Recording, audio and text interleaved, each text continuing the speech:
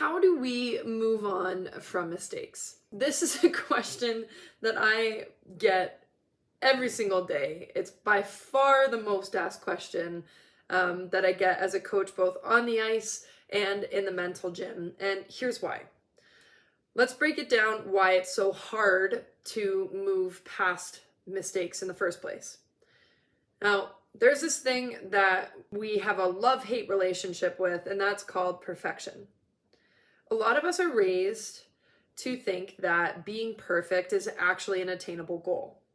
Now, whether or not you logically agree with that, meaning you hear that and you say, yes, I think that I can be perfect, or not, is out of the question, because on a subconscious level, a lot of us believe that being perfect is possible. And here's how I know that. If you make a mistake tomorrow, are you going to say to yourself, I should have known better, or I shouldn't have done that?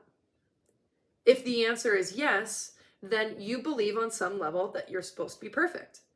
Because, well, if you didn't think you were supposed to be perfect, then making that mistake would have triggered a classic, hey, it's to be expected, I'll move forward, I'll figure out what I need to change for next time. Reality, a lot of us don't have that reaction. I can't tell you how many times I feel like I've had to just absolutely ruin an athlete's idea that being perfect or playing the perfect game was a possibility for them. And I share my own story in terms of the fact that I never, ever played a perfect hockey game in my 20+ year career. And I have never coached a perfect game. So I have not witnessed a perfect game from any of the players that I've coached. I've also not seen a perfect game from a professional player watching on TV. But what I have seen are a lot of perfect highlights. And let me get into this. I think why we believe that perfect is this thing that we can achieve comes down to a couple reasons. And I'm not going to say that I think it's a terrible thing. I'm not here to say whatever. But we can start with social media. Social media is this life highlight reel that we see people post all the good things going on in their life. There's no sad stuff, there's no slip-ups, there's no bad days included on our Instagrams or TikToks, right? We only want to show the good stuff. But the consumers of that information then interpret it as reality. What I see on your page is what's really going on in your life, and I am only seeing the good stuff, so that must be the truth. For our athletes, we watch literal highlight reels on morning sports shows where we get to see that final product of someone's intense hard work, maybe years invested, that turns out in a beautiful play, a well-executed skill that results in a goal. And we celebrate those people. The social media influencer with the most followers, we look at and say, oh, they are doing it right. We look at the player who's got the most points or who's on SportsCenter top 10 the most frequently, and we say, that is the most important player on the team. That is the player that I want to be. And while we learn to value those individuals that get the external outcome, we're simultaneously undervaluing the people that show up in real life and really invest in their well-being and really invest in the well-being of others. We simultaneously undervalue the player that shows up and does all the right things and shows up for their teammates, but doesn't get the external rewards, doesn't show up on the score sheet. So I could go on for hours talking about how we're conditioned to believe that perfect is possible, but I'm here to shatter that bubble and say that it's just not.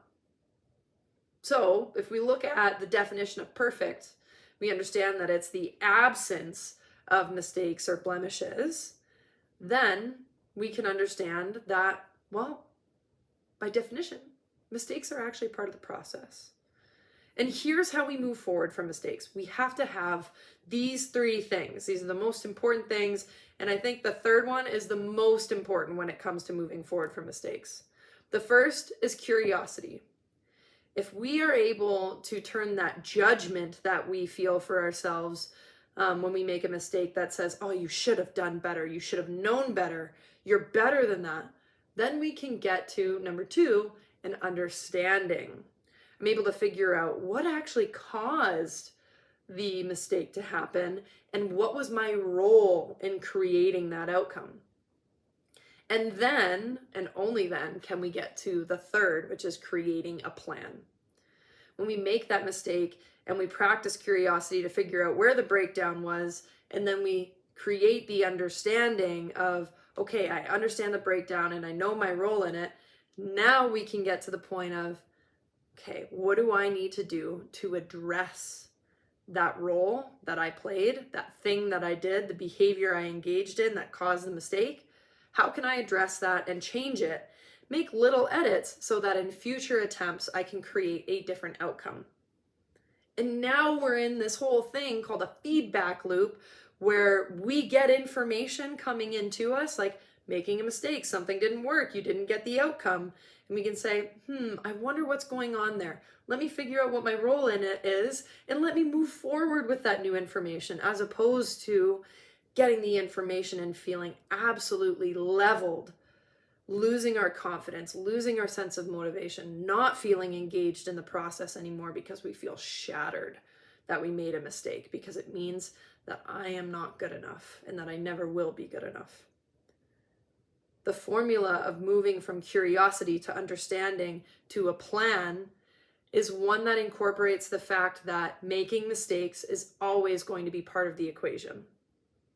First and foremost, we have to have that understanding so that we can move forward from the mistakes that we are going to make. It's not if you make a mistake, it's when.